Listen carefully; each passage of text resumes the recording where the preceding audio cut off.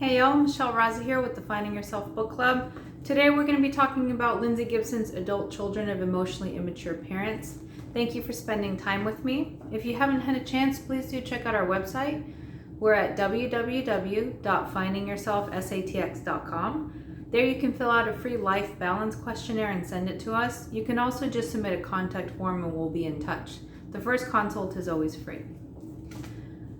Okay, so last video that we talked about Lindsay Gibson's book, we were going through stories in chapter 9, how it feels to live free of roles and fantasies. And so today we will continue.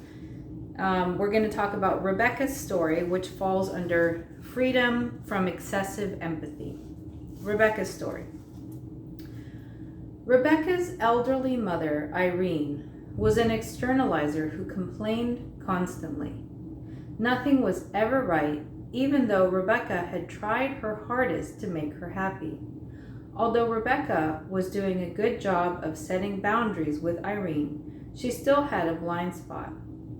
One day in session, Rebecca revealed a fundamental error in her thinking when she commented, "But there's nothing wrong with wanting to make her feel better." "Yes, there is," I found myself exclaiming. This belief was at the heart of Rebecca's self-sacrificing role with her mother. Being invested in Irene's feeling better was a serious problem because it fueled Rebecca's emotional enmeshment with her mom. I asked Rebecca what evidence she had that Irene wanted to feel better. Irene didn't live her life in such a way that she could feel better, and I couldn't see any signs that she was responding well to anything Rebecca was doing. Feeling better clearly didn't seem to be Irene's goal, so the fact that Rebecca had made it her central agenda doomed her to failure. She was working toward something Irene didn't seem to want. In fact, Irene's life theme was all about not getting what she wanted, so who was Rebecca to mess with that? One evening, when Rebecca was about to leave Irene's house after a very frustrating day spent unsuccessfully trying to help her, Irene looked at Rebecca and said, "Just keep coming to see me."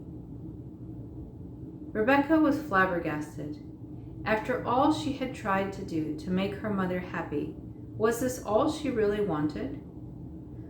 Rebecca decided to take Irene at her word, reining in her empathy and efforts to help so she wouldn't dread visiting her mother.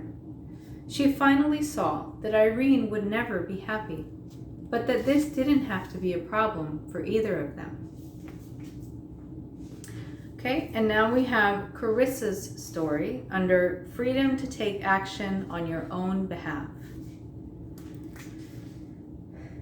After finally seeing how her dominating father, Bob, had trained her to feel helpless and passive toward authority figures, Carissa went to visit her parents, prepared to observe them, express herself, manage interactions, and work toward outcomes she wanted. She was amazed at how well the visit went. Thanks to some help from her husband, Alejandro, her father didn't manage to take the floor with his political rants and lectures about his pet peeves. As soon as her father began to warm to his subject, Alejandro suddenly started talking about a different topic. An unexpected turn of events that seemed to confuse Bob and derailed his conversation. Another time, as her family gathered on the deck for drinks, everyone took their seats in such a way that Bob was about to end up on one side of the deck, facing everyone else on the other side. A perfect setup for activating his proclivity to lecture to a captive audience. Carissa saw it happening and took action. She later told me, "In the past I would have thought, oh, I'm screwed. Now I'm stuck. But this time, I took charge." She slid her chair next to her dad to prevent him from becoming the center of attention. It all worked. It worked, allowing conversation to flow around the group rather than everyone being subjected to a torrent from her father. Using the maturity awareness approach, Carissa had managed the interaction to achieve the outcome she wanted: equal participation. Okay, and then we have Holly's story under Freedom to Express Yourself. Holly's father, Mel, was a barber who lived in a small southern town, and most of Holly's phone conversations with her father revolved around his community news. Holly, who held a high-level job as a federal investigator, had always longed for her father's recognition of her accomplishments. But when she brought up her job or other high points in her life, Mel seemed to have no idea how to respond to her. Instead, he often abruptly interrupted her to talk about something that had happened to him. Holly continued to tell him about her life because she wanted to connect with him more authentically, but his typical response was lack of interest. Time and again, Holly just let it go, telling herself that she should respect her father. When Holly was going through difficulties in her job, she called Mel for moral support. But when she was in the middle of telling him what a tough time she was having, he suddenly changed the subject and started talking about the renovation of the county courthouse. This time, Holly was prepared to handle this situation differently by using clear, intimate communication. "Dad," she exclaimed, "I'm going to talk about me some more. I'm going through a really hard time. I like to hear your news, but this time, can you just listen? I need to talk to you." Holly was pleasantly surprised to find that her father accepted her redirection and just listened. Being emotionally mature, Mel simply didn't have the sensitivity to being emotionally immature. Mel simply didn't have the sensitivity to know when not to change the topic. By speaking up, Holly made her needs clear and finally felt heard by her father. Now, I personally have had the situation where typically, so you say, "Hey, how's it going?" And the other person responds, "Good, how are you?" And maybe it's a personal thing, but I typically feel like we end up talking about whatever the other person wants to talk about, and the "how are you" piece coming back to me doesn't really happen. And so what I've started doing so at the point in the conversation where an emotionally mature person would say, "How are you?" or "and how are you?" I just imagine that they asked me, even though they didn't. And so sometimes when it's through text message, I'll type it. "Hey, thanks for asking. I'm doing fine." And then I start telling them about my day. But then before I send it, I will delete the kind of rude, passive aggressive part. But the point is that sometimes people they're not going to reciprocate or be as sensitive or listen or sympathetic. And you have to assert yourself. You have needs too. And so when somebody comes to you for emotional support, as typically happens with internalizers, you can't always just give the support and then never get anything back. Sometimes you need support too.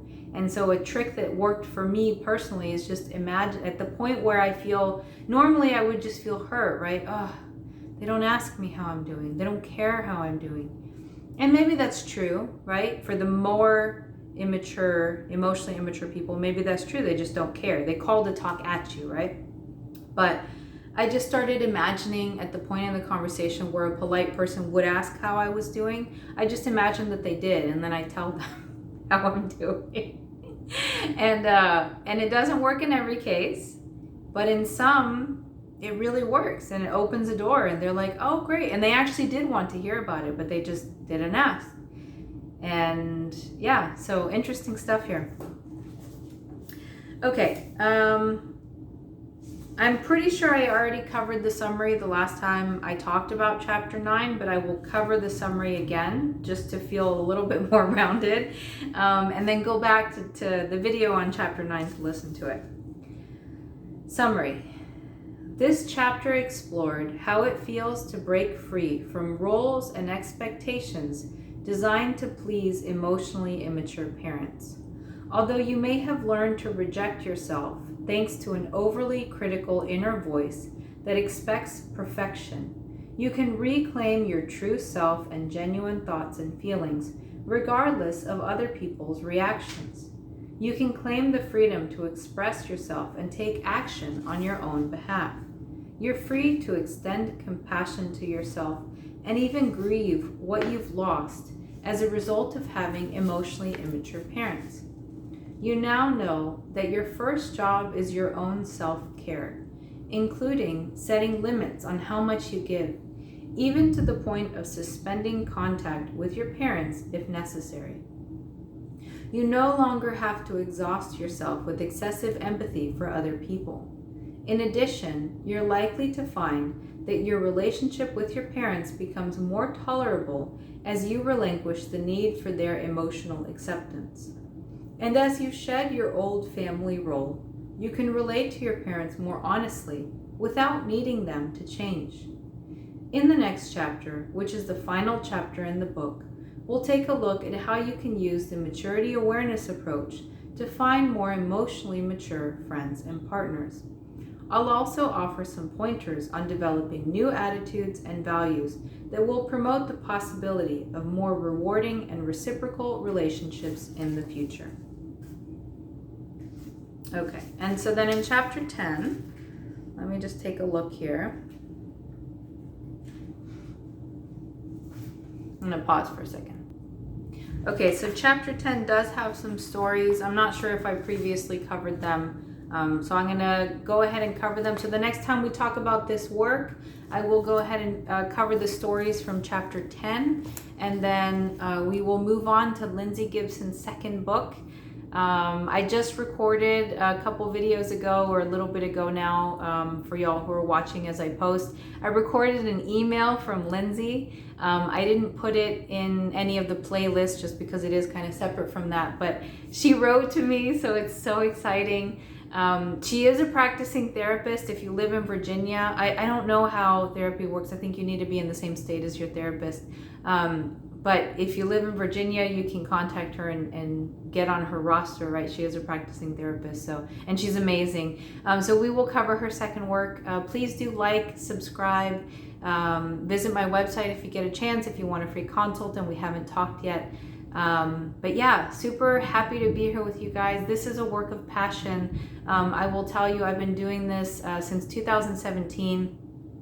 It doesn't pay the bills as of yet. I still work for the man. But it's just exciting, and it's what I love to do, and I love to be here with you guys. So I'm very happy to be here with you. Love your comments and look forward to talking with you soon. Bye.